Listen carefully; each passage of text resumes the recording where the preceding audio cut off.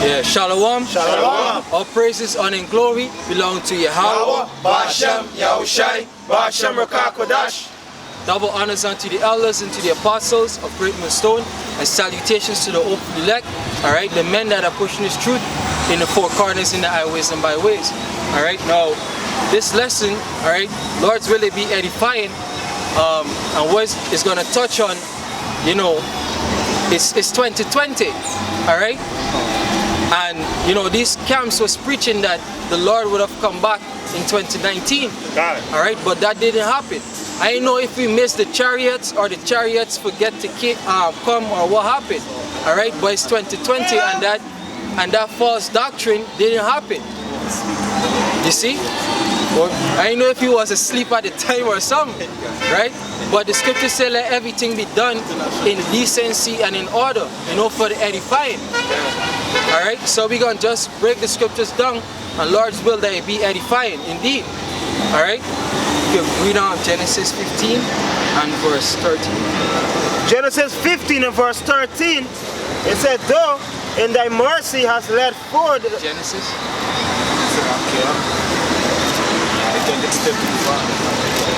Genesis. Genesis 15 and verse 14, it said, and also that nation whom they shall serve. Read from 13, Salakia. From 13. Genesis 15 and verse 13, and he said unto Abram, know of a surety that thy seed shall be a stranger in a land that is not theirs. Alright, so he said that this is the Mosai, you know, just giving Abraham a prophecy. Alright, that is seed referring to the children of Israel. Alright, because Abraham begot Isaac, and Isaac begot Jacob, whose name was changed to Israel, who was the forefather of the nation of Israel. Alright, so that seed is referring to the nation of Israel, with the 12 sons and their children. Patriarchs. Alright, the 12 patriarchs. Right. It said, and shall serve them. It said, and they shall afflict them 400 years. Right? So he says, read it back from 13 out, Bapusha. So, and he said unto Abraham, know of a surety that thy seed shall be in a stranger in a land that is not theirs. Exactly, he said that your seed shall be a stranger in a land that is not theirs. Alright? And what is that referring to? That's referring to the children of Israel, alright, being in the land of Egypt. Alright? The scripture saying Exodus, in Deuteronomy chapter 32, that the Mosai are divided to the nations their inheritance. Alright? And the land of Egypt wasn't our inheritance. The land of Canaan was our inheritance. Alright? So we was a stranger in that land. Alright, read. Yeah, this is Exodus chapter 1 verse 1. It said, now these are the names of the children of Israel which came into Egypt. Every man and his household came with Jacob. You see, and that basically telling you when Jacob sojourned into Egypt. Why? Because of the famine. Alright? And that's how we became a stranger in the land of Egypt, which is not ours. You see? Yeah, that was it. Go ahead, yeah, in a land that is not theirs, and shall serve them. You see, it says, and shall serve them, referring to what? Slavery. Alright? We're going to be afflicted by the Egyptians. Alright? Go ahead. Read Exodus chapter 1. Start at 4. Yeah. And 8. Exodus chapter 1 verse 4 says, Dan and Naphtali, Gad and Asher. Start at 8. God. Exodus chapter 1 verse 8. Now there arose up a new king over Egypt, which knew not Joseph. Alright, 7 and then you read 7 and then go ahead. Exodus chapter 1 verse 7.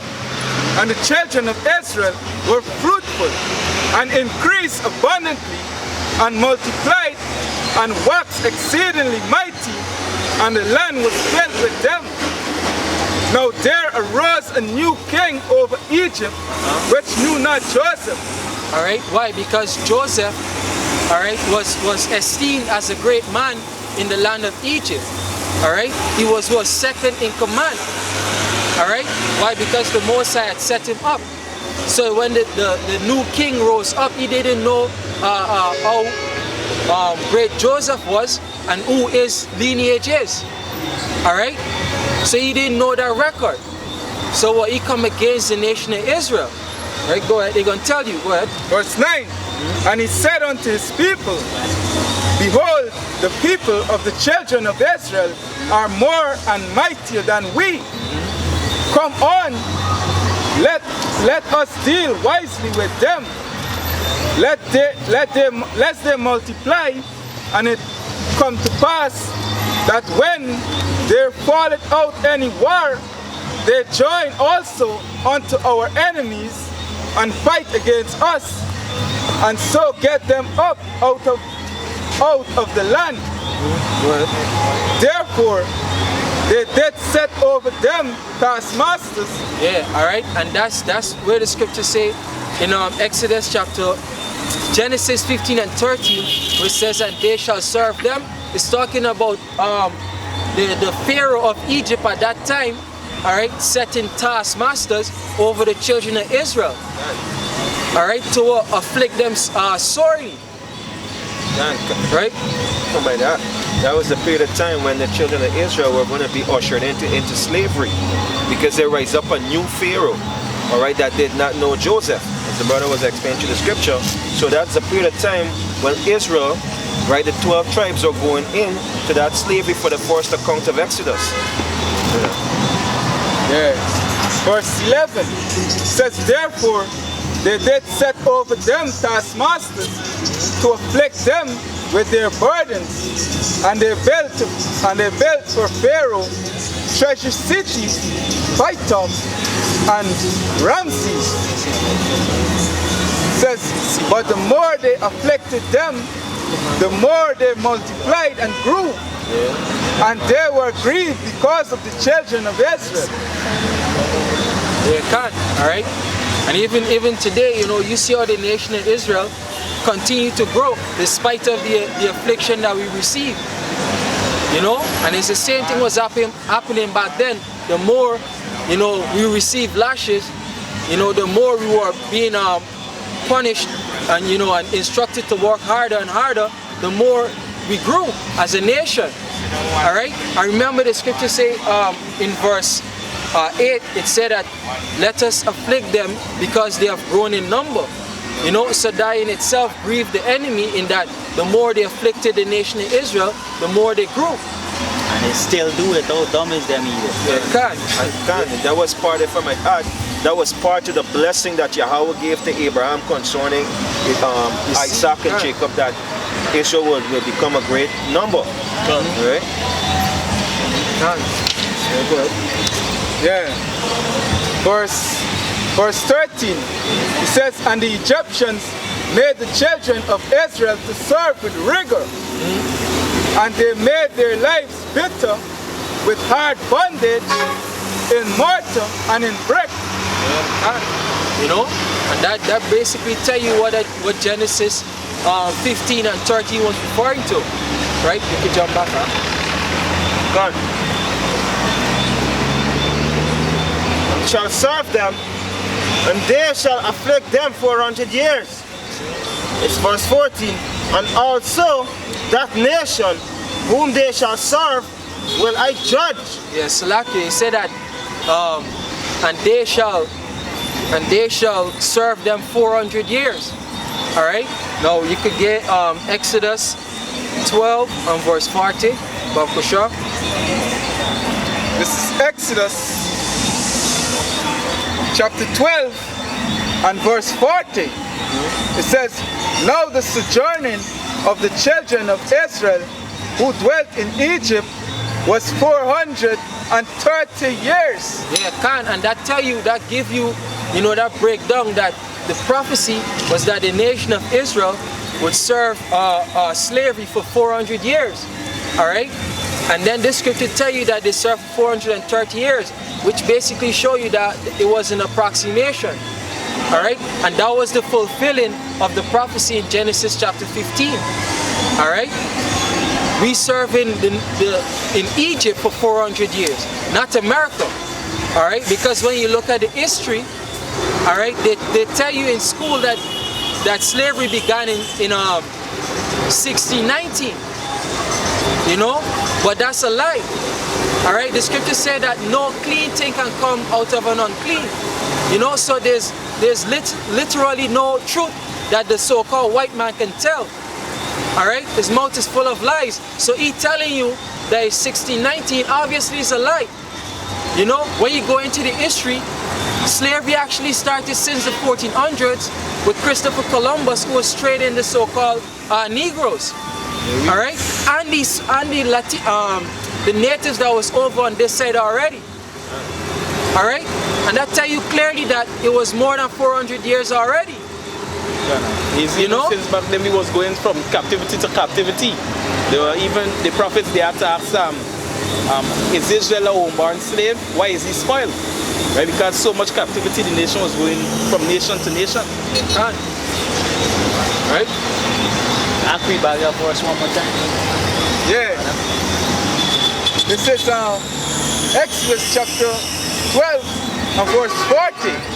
It says, now the sojourning of the children of Israel who dwelt in Egypt was 430 years. Yeah, they said the sojourning of the children of Israel in Egypt. The reason it said 430 is because the first 30 years was under Joseph. Right? And then you get the 400. When you go back to the first chapter, that is when the slavery begin. Rise up, when the Pharaoh rise up, I don't know Joseph. You know, but they would use that and say, you see, one chapter it say 400 and next chapter it say 430. But when you read, examine the context, it says sojourn in Egypt. Yahweh is not a man that he may not lie, and as Isaiah says, his word shall not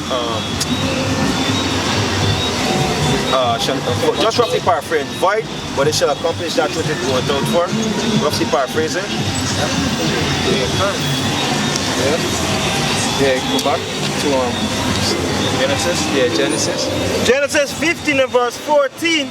And also that nation whom they shall serve will I judge.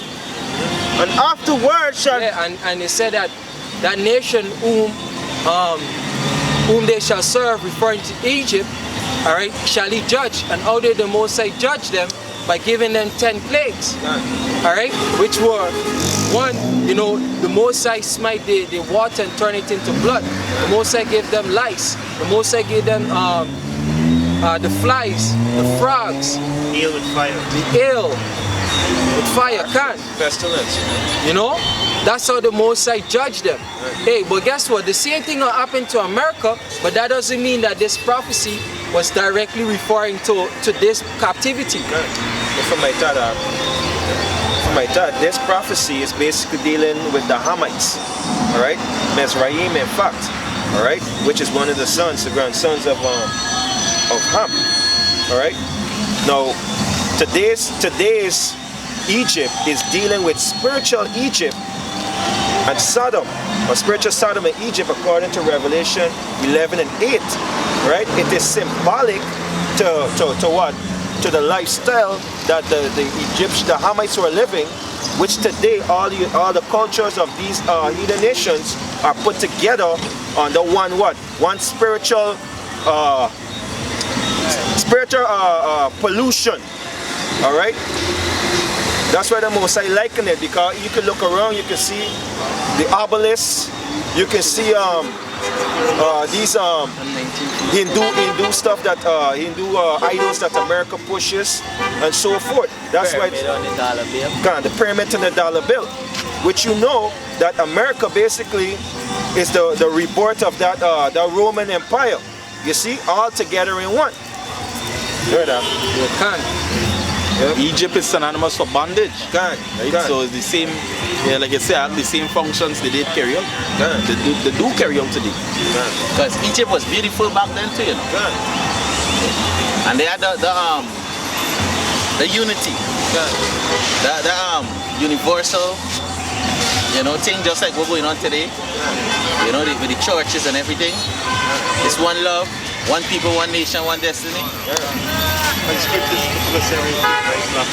scripture said that Israel built Pharaoh treasure cities. Right. It's like that. This is Exodus chapter 3 verse 19. It says, and I am sure. They said the children of Israel build treasure city. America too. Literal America too. Exodus chapter 3 verse 19 says, and I am sure that the king of Egypt will not let you go, no, not by a mighty hand. And I will stretch out my hand and smite Egypt, and with all my wonders which I will do in the midst thereof, and after that he will let you go. See, and that's the Mosai, you know, telling Moses how he's going to judge Egypt. All right, judge the people of whom, you know, had us in captivity. All right, fulfilling this prophecy. You see? Yeah, go back.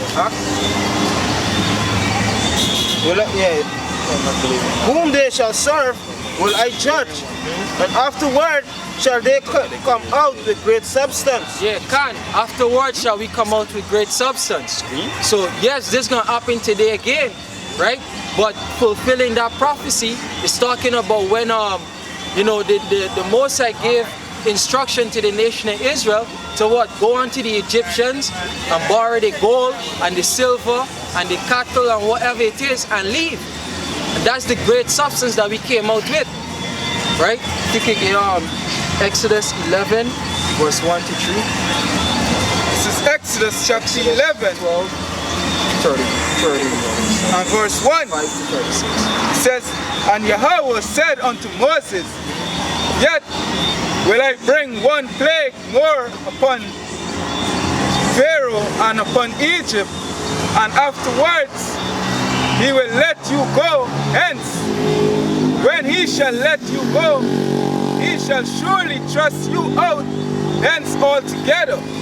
And that one more plague is referring to the death of all the firstborn males, right? Because the Mosai had already brought the first 9 upon them, right? And it was just the death of the firstborn males left, you know, for the Mosai to bring upon them, right? Go ahead.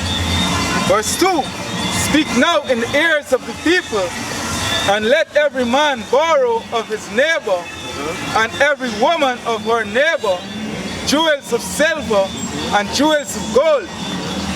And Yahweh gave the people favor in the sight of the Egyptians. Moreover, the man Moses was very great in the land of Egypt, in the sight of Pharaoh's servants, and in the sight of the people. Yeah, all right. So when the children of Israel go to one of the Egyptians and say, hey, you know, lend me a gold chain or a gold ring or whatever it is, they just give it to them because the Mosai gave them favor to receive it. All right, and that's fulfilling the prophecy saying that they shall come out with great substance. All right. If I may add to that, actually, what happened is that the Mosai put the fear on the Egyptian to fear the dread on the Israelite. So when they go and ask, they just like give it to them because what? They want them to get out of the place quick. You understand? So it was the fear. It was the fear. There was the dread on the children of Israel. That's why they give their substance. Right? Because that was the commandment of the Lord too. It's the same thing where it said in Genesis 11. Where it said the Most High put the dread upon Noah. So all the beasts of the earth were fiery. They are considered beasts too. You understand? Yeah, it was just the fear. I just want to put it in there. Yeah, it was the fear. You know, but again, it's the fear of the Most High. Alright? So somebody could get Habakkuk chapter 2, start at 1. Why is it getting it right? keep in mind, at the beginning, what they were saying, they were saying that this people is greater and mightier than we. So the Most High now adding the fear onto them was easy.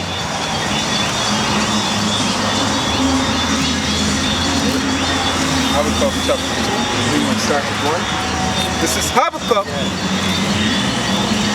chapter 2 and verse 1. It says, I will stand upon my watch and set me upon the tower, and will watch to see what he will say unto me, and what I shall answer when I am reproved.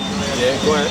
And Yahweh answered me and said, write the vision and make it plain upon tables, and that he may run that readeth it. Go ahead. For the vision is yet for an appointed time. Yeah, right? And that's the point, that every vision is for an appointed time. Alright? There are some prophecies in the scriptures that was talking specifically about an historical event. Alright? And then there are other prophecies that is referring to now. Alright? So that particular prophecy was referring to what? Egypt. Alright? Now, did the scripture prophesy about this captivity? Yes. Alright? Somebody could get it. Deuteronomy 28, 68. Yes, the scriptures did prophesy of this captivity. God, this is... Ready? Yeah, go ahead. In Deuteronomy 28 and verse 68, and Yahweh shall bring thee into Egypt again with ships. By the way whereof I spake unto thee, thou shalt see it no more again. And there ye shall be sold unto your enemies for bondmen and bondwomen, and no man shall buy you. And that's the prophecy for this captivity. Alright? That's referring to this captivity, the spiritual Egypt. You know? But when you read this scripture, it never gave a timeline. 400 years. Fine. Alright? This prophecy never said it shall last for 400 years. You see? But in this truth, alright, being a man of the Lord, hey, you have to be humble, alright, and take correction. Alright, and examine the scriptures for what they are. Alright, and don't add or diminish from the scriptures like it's saying in Deuteronomy chapter 4. You see? I don't know if you got anything. Yeah, I got pretty something, you know? Yeah, go ahead. No, we're not finished. Go ahead. This is for backup. We just read 2nd Esdras 15 and verse 11. But I will bring them out with a mighty hand and a stretched out arm, and smite Egypt with plagues as before, and I will destroy all the land. Alright, so yeah, the scripture did prophesy that this second Egypt, alright, will be smitten with plagues again. Alright, but the Genesis 15 is now referring to this captivity. Some of the plagues that this Egypt going to get chiefly is going to be them nuclear missiles. Right? And the hand is talking about YAHWASHI coming back. Alright? Yeah, and you mentioned earlier, right, that the scripture say that the Most High gonna do one more plague, right, and bring them out because they wouldn't let the children of Israel go. Likewise, is the same thing happening today. The scripture say in Jeremiah chapter 50 and 33, it said, thus say Yahweh Ba'ashem YAHWASHI of hosts, the children of Israel and the children of Judah were oppressed together, and all that took them captive held them fast. They refused to let them go. And it's the same thing what was happening in Egypt, right? It said their Redeemer is strong, and the scripture said in Exodus that with a strong hand will they let him go. So it's the same thing happening here today. YAHWASHI is going to come to let us go. It said their Redeemer, which is YAHWASHI, is strong. The Lord of hosts is his name. He shall truly plead their cause, the cause of Israel, that he may give rest to the land and disquiet the inhabitants of Babylon. You see, talk about Babylon here now? So you saw the scripture go on and on, it knit into each other. So just back then, Pharaoh didn't want to let us go. It's the same thing going on here. You understand? Anyway, I just want to put in this. Yeah, this precept is one of the plagues. Also, what I don't get. This is Zechariah chapter 14, verse 12. It says, and this shall be the plague wherewith the Most High will smite all the people that have fought against Jerusalem. It says, their flesh shall consume away while they stand upon their feet, and their eyes shall consume away in the holes, and their tongue shall consume away in their mouth. Right? Yeah, because the last plague they had is that the firstborn died. Right? The last plague that they had in Egypt before they let us go. Right? But this plague is going to happen modernly right now when YAHWASHI come back. Yep. Yeah. So with that, hopefully that this lesson was edifying. Alright, I want to say double honors unto the elders and to the apostles of Great Millstone. Salutations to the hopefully elect, and above all praises, honor and glory belong to Yahweh. Basham YAHWASHI, Basham Rakakadash. Shalom.